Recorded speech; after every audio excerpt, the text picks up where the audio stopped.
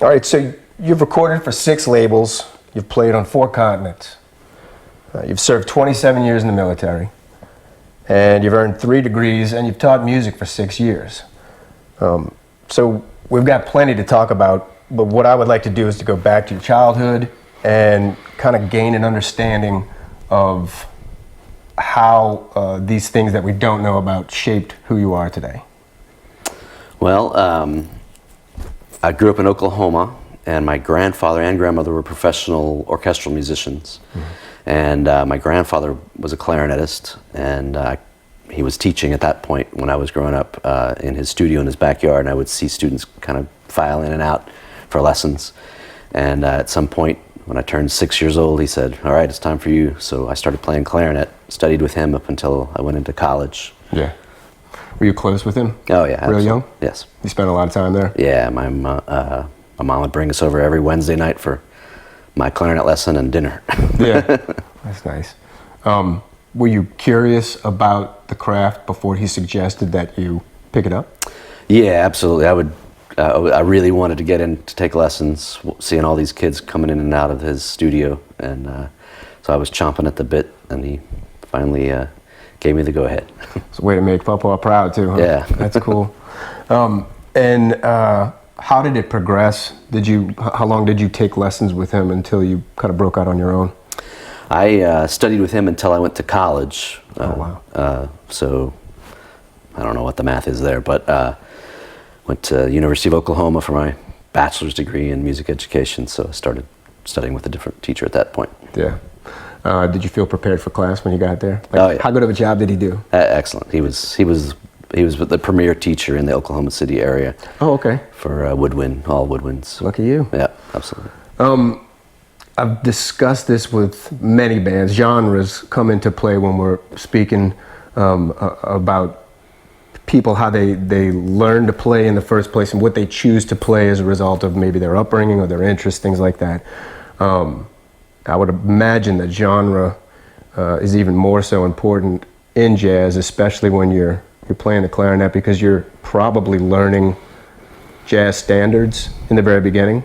It's kind of, did he organize that for you in your mind as a child while you're learning to play? Like, this is a traditional swing jazz, and this is, the big band jazz.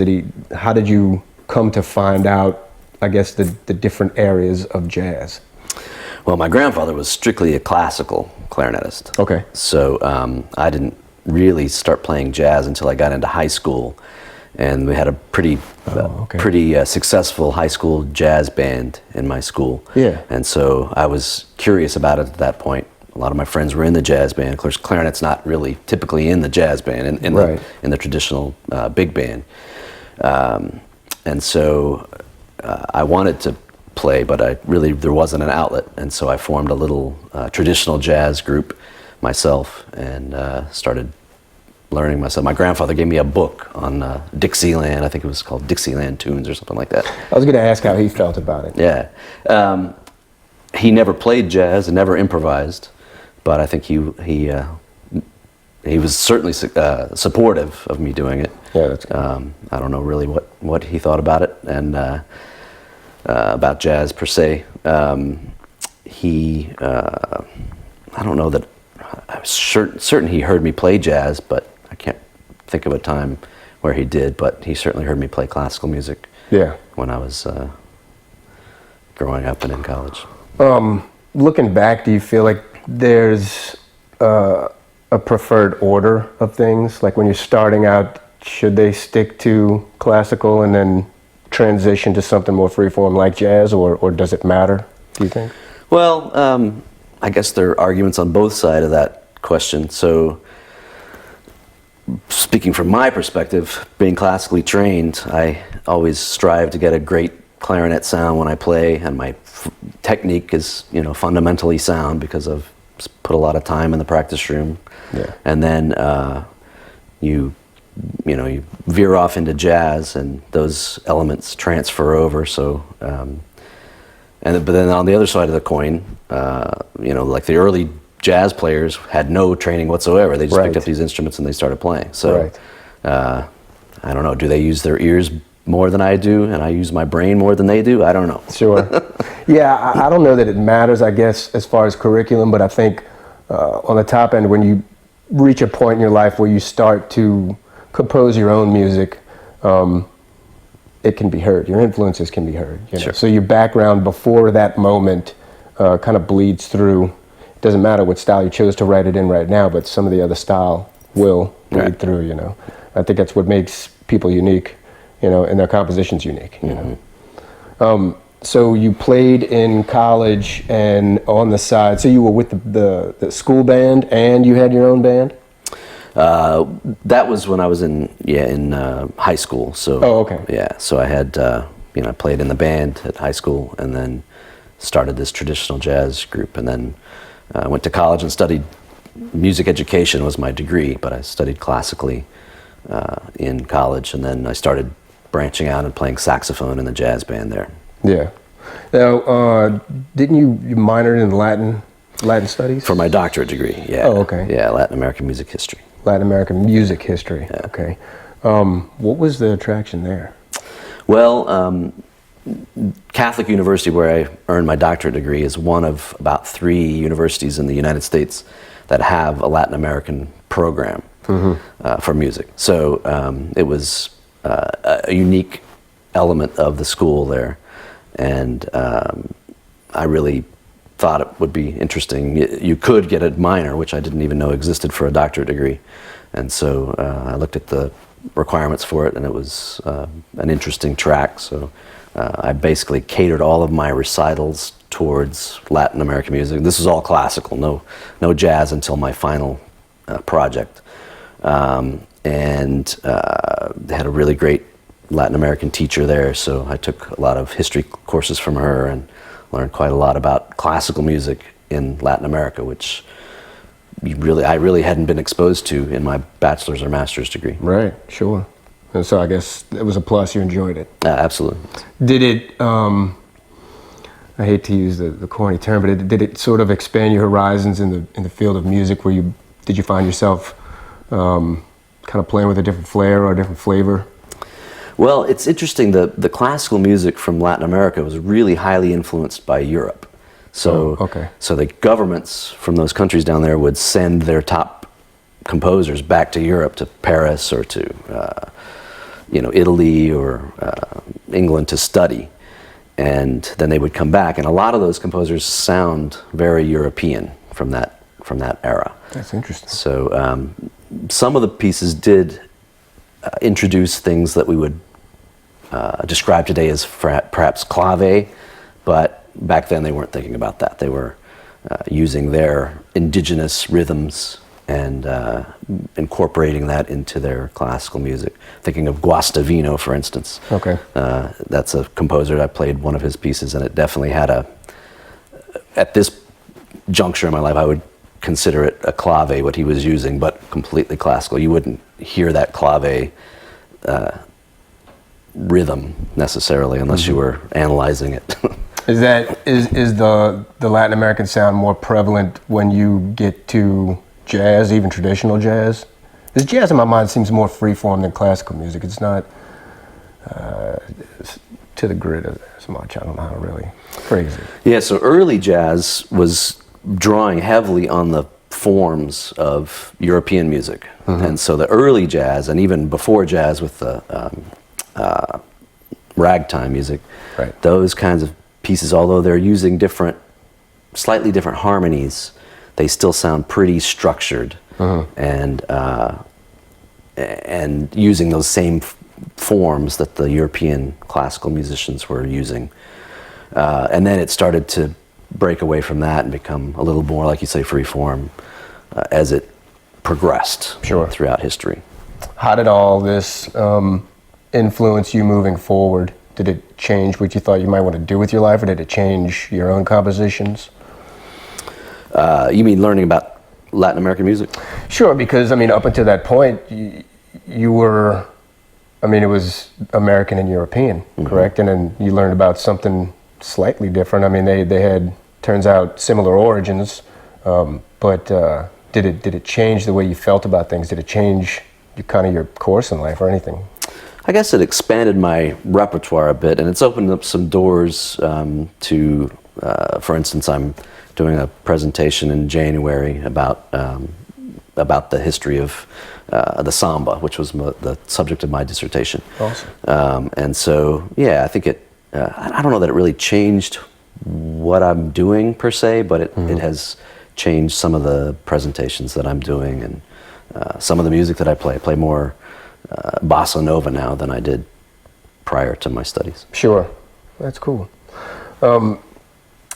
So you were at college in 3 different points. I guess it would be good to sort of just move chronologically now after your first degree, Okay. to see where you go, because you weren't in college consecutive years, is that correct? You did a few years here, a few years there. So, I mean, there were spurts in between these times at school where, you know, you were gaining life experiences or doing things on your own, and I think everybody would like to hear about that as well. Yeah, so I did my bachelor's degree at the University of Oklahoma in music education, and then directly after that I went to Louisiana State University and earned my master's degree in clarinet performance. Okay. And then I entered the United States military music program, and I played in the Army band in Atlanta, Georgia for 4 years, and at some point in that 3rd year I auditioned and won the job at the Naval Academy. So I switched services and went to the Naval Academy Band in Annapolis, Maryland, and played there for 16 years until I retired. But while I was in there, the military has great benefits, educational benefits. So I was able to earn my doctorate degree towards the end of my Navy career at Catholic University in Washington, D.C.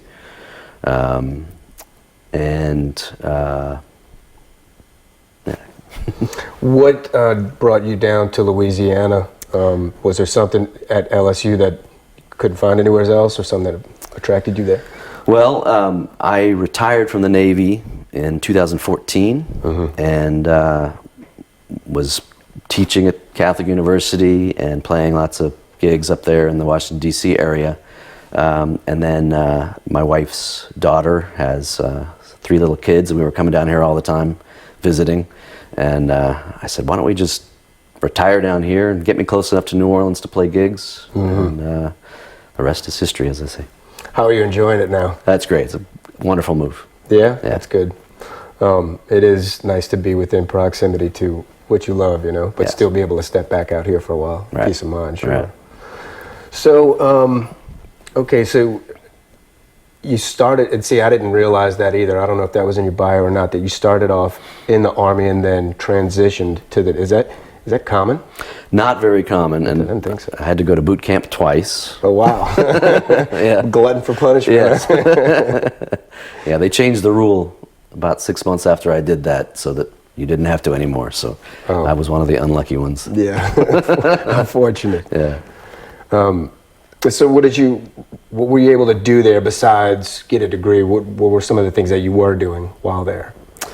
Well, the military band system is just wonderful as a career, and I like to tell people it's even better now that I get paid for doing nothing. But it gives you plenty of time to pursue outside interests. My wife and I love to garden, and so we did a lot of that up in Maryland, and gives you plenty of time to travel, which we did. Really enjoyed that, and started a business while I was in the military, and obviously went to school and got my doctorate degree. So it allows you to have the time to explore other interests if you want, or just dive completely into the military if you want. Did you know any of that before you joined? What was the attraction for you joining in the first place? Well, when I graduated from my bachelor's degree, the course of action, I could either go teach or I could perform. And I pretty early on decided I really didn't want to teach at that time, at that point in my life. And so the options were professional symphony orchestra or military. And at the time that I graduated from college, orchestras started to fold. They were losing their money, and it was kind of an unreliable career path. Whereas the military, it was very stable. You were set for life. If you had great medical benefits and retirement benefits, obviously, and got to play music. So it was a pragmatic approach, but one that I'm glad that I did, and it set me up for what I'm doing now. Yeah, I was surprised to find out now that, because usually that's the catalyst for movement all over the United States with people in the military, transferring them to different areas. But I'm glad to hear that it was family that brought you down here. Yeah. When you were, let's go, I guess, right after you pick up the clarinet, in the household, because you spent time with your grandparents and your parents, in the household, what kind of music were you hearing? Obviously, it resulted in you playing the clarinet, but initially, I'm sure there was a wide variety. My grandparents really only had classical music, Really? record albums at that time. So that was really all that I heard there, and I don't really even remember my parents listening to music. Wow. Yeah, I don't remember that. And then when I remember, I think I owned 20 CDs before I bought a CD player. And so I had them just sitting on my desk, and they were all classical or jazz. And to this day, I've never listened to pop music at all. It's only been classical or jazz is all I've ever listened to. Does it repulse you? No, I'm just kidding.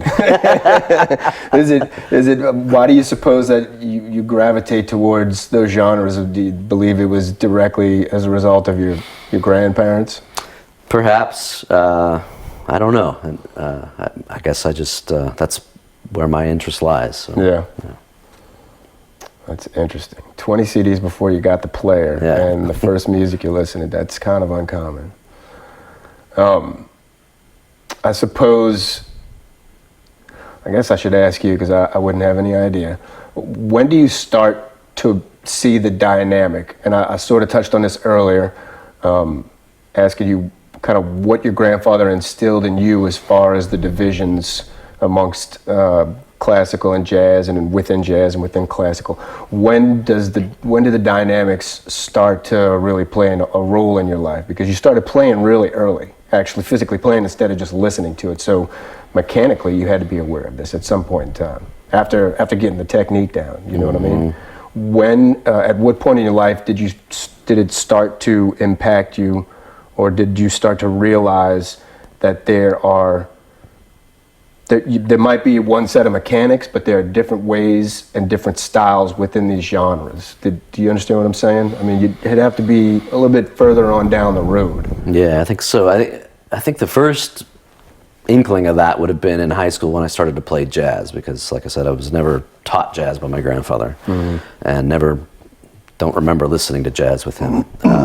But having that influence with my friends playing in the big band, at the school, I became interested in it and started kind of, really, in jazz, I'm mostly self-taught. So I started kind of figuring out what they were doing by listening to some recordings and playing along with recordings and that kind of thing. So I think that's probably the first inkling I had of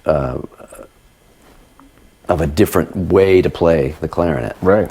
And then into college, you start hanging out with guys, make bands, form bands, and they're maybe more interested in more modern jazz than anything I'd played before. And so I kind of picked some of that up, starting to listen to more modern players, and then you realize that there's other styles of playing within a particular genre. And then when you get more into classical education, you find out that music written in 1820 sounds completely different than music written in 1920. Right. And so even there are different styles of playing within the classical genres. Yeah. Did it feel natural, or how did it feel to you to play a different style for the first time? Because you pretty much discovered it and started playing it at the same time. It's a long time ago, but to remember. But I think it's just a different style of playing, and it's always exciting if you do something new. That's probably what I was feeling at the beginning. And to this day, when I improvise, I really have a sense of kind of working out a puzzle.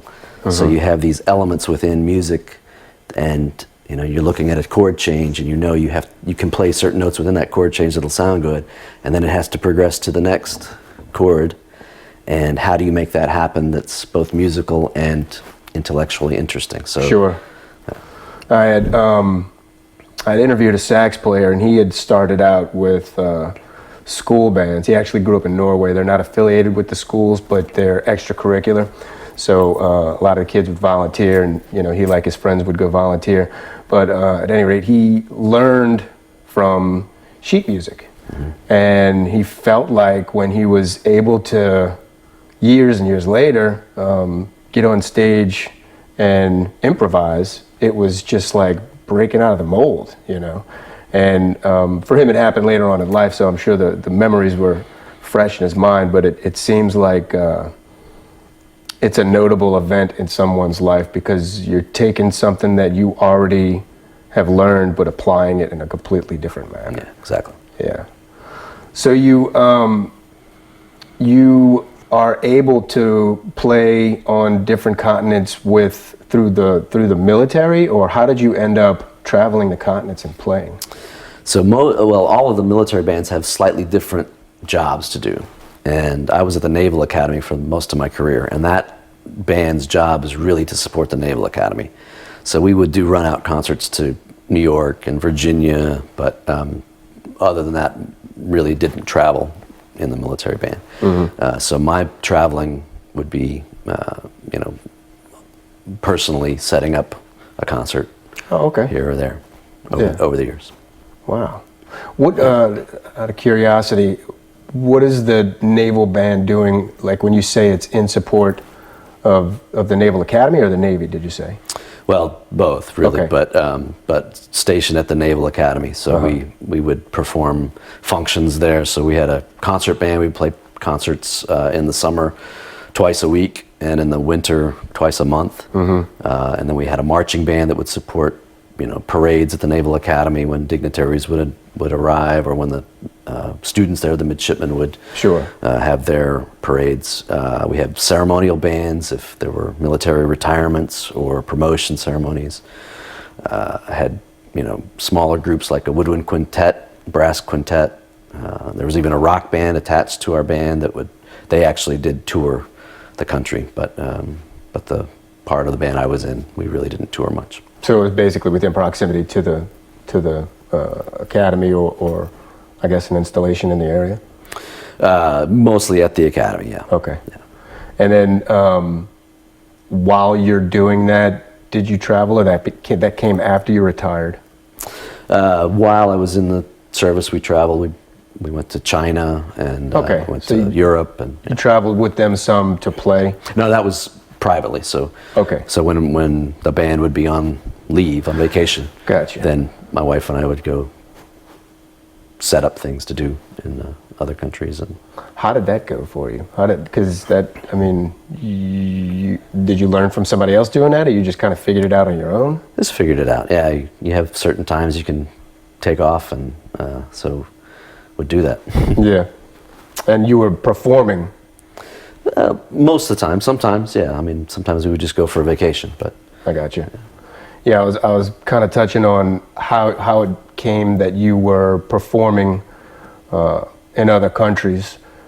Was it based off of the idea that you were playing in the military band, but you're saying that was proximity? You were saying you did that while you were here, and then performing in other continents was all you're doing. It was kind of like on your own type of thing. Yeah, I would reach out and set up a concert here or there. Yeah, sure. So, I mentioned earlier that my wife and I started a business, so that was the impetus for the China visit. They had heard about us through our business and invited us. So we went to a music festival and played there. And then what else did we do?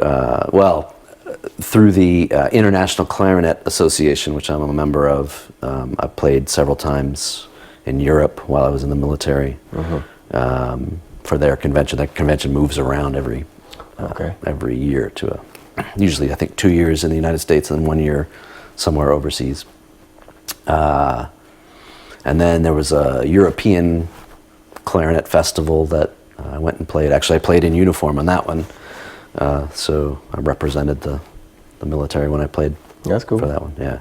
And then after I retired, when I was teaching at Southern University in Baton Rouge, the piano professor there, we formed a little classical duo, and we toured Brazil before the pandemic to mainly like a recruiting tool for the university. But we played, I think it was 9 concerts in 7 cities. Oh, wow. That was a nice tour. And then just this summer I went on a tour in mostly in Spain, Portugal and Spain. Mm-hmm. How's your Latin American studies helped you in those fields?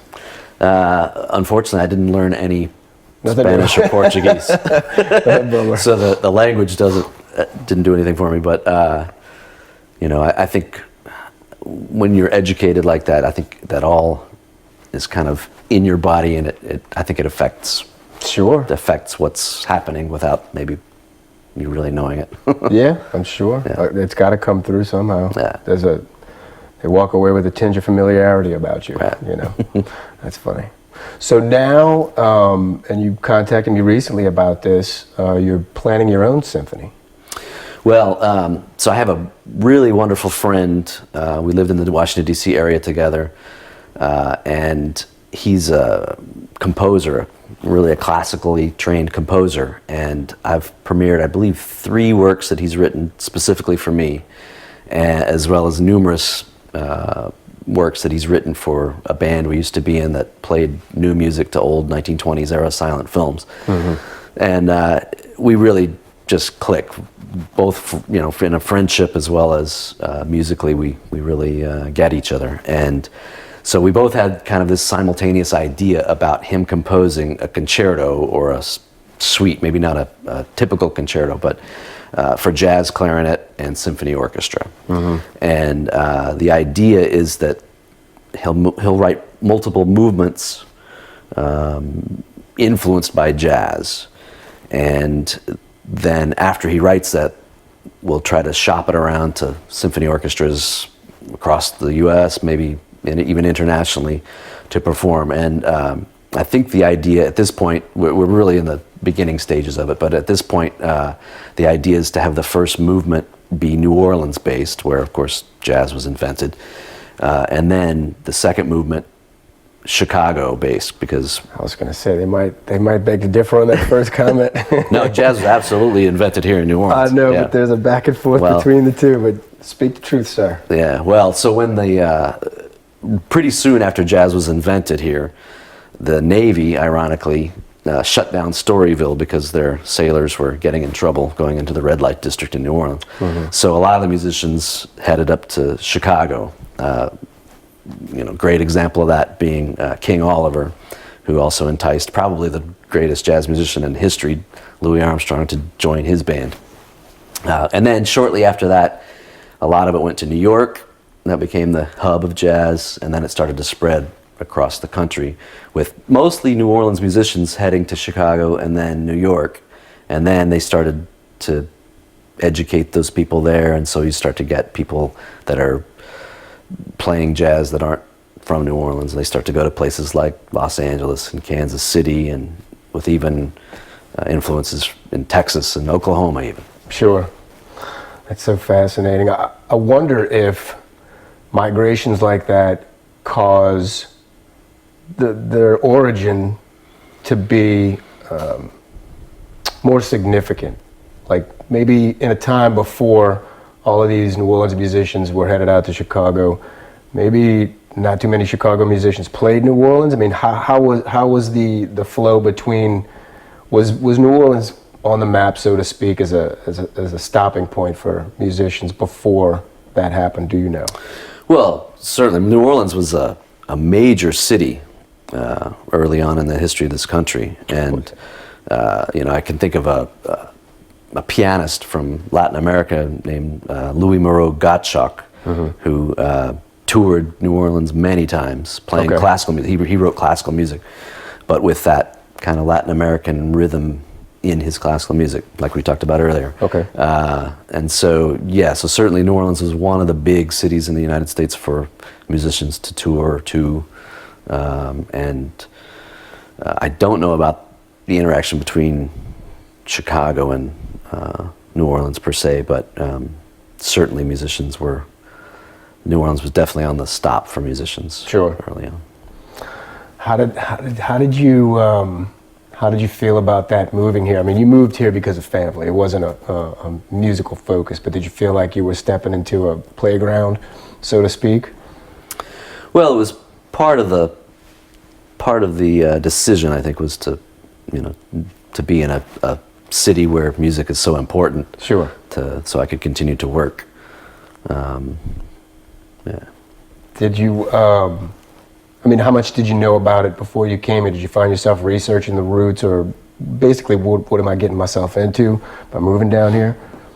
Well, before we decided to move here, I actually had an agent up in the Washington, D.C. area, and when we had come to visit family on 2 occasions, he had booked me down on Frenchman Street in New Orleans. So I knew that what was going on down here, and knew that it was a city, probably the best city in the United States to work as a musician, as far as the number of opportunities that there are. Sure. Just on that 2-block section of Frenchman Street, there are 11 clubs that present music every day. So I really love Frenchman Street. Yeah.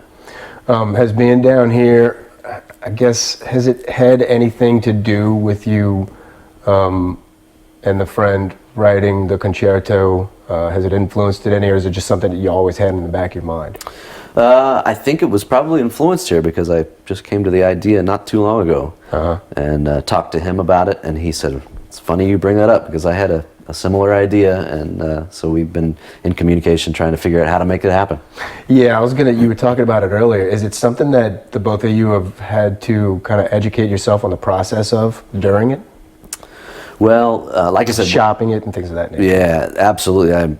This is completely out of my wheelhouse. So I'm reaching out to friends like you about, what do I do next? And so, I mean, the composing part is what he does for a living. So he's got that figured out. And now it's up to me to try to figure out how to make the nuts and bolts work to be able to actually present it somewhere. Yeah, that's a big undertaking. I have faith in you, though, man. You plan your own overseas tour. I think you could do this, You said that you were going to try to shop overseas as well with this? I think it's an idea that's viable. Honestly, Europeans seem to like jazz more than Americans do nowadays. So it might be even easier to perform over there than here. We shall see. Yeah. You are in the process of organizing this in such a manner to where people can donate to help this thing come to fruition. Is there enough information on that out there right now that you can tell these people? Yeah, I'm exploring that right now, and I think I've found a nonprofit that I can hook up with so that donations can flow through them, and anyone who donates can use it as a tax write-off. Sure. But we're also exploring other ways to raise funds, like maybe a GoFundMe campaign, or I met with another man a couple of weeks ago who had some connections with donors, so we'll see how that works out. Sure. I guess generalizing, what are some of the costs incurred in a project like this? Well, first off, you have to pay the composer to write, which is a significant fee. That it's going to take him about 3 months, he thinks, to complete. Wow. To complete this of solid work, just working on that project alone. And then I have to try to find an agent that works closely with symphony orchestras to convince the orchestras to perform this work. And in my mind, I also have an educational connection to it. Most symphonies will have a lecture, usually by the conductor, before the concert. And my idea is to offer to talk about the history of jazz to their audience before we play the concerto. This is something a conductor normally does? Conductor normally does that, okay. Yeah. Sometimes a composer will, if they're premiering a work of the composers. I got you. Yeah, so the people coming to the concert can come an hour early and hear a little presentation on what they're about to hear, basically. That's nice. Yeah, and it's very effective. And then also, educationally speaking, if we're moving around playing in different cities, my idea would also be to hook up with schools in the area during the day and give them basically a history of jazz also at the same time. It's going to be a free one-stop shop right here. You got it. That's good, man. That's great talking points, great selling points. I wish you all the luck in the world. When this comes out, if there's anything that we need to add, especially to the written portion, we can always go in and put that in there to make sure that they know where to donate when that comes to fruition. Yeah. I think that's about it. All right. If anybody wants to, if they're interested in this and they want to contact me, I'm open to being Yeah, that's a good idea. Yeah. We'll give them a point of contact. Okay. I've got my website, Redwine Jazz. You can find all my contact information there. Redwinejazz.com. Redwinejazz.com. Yeah.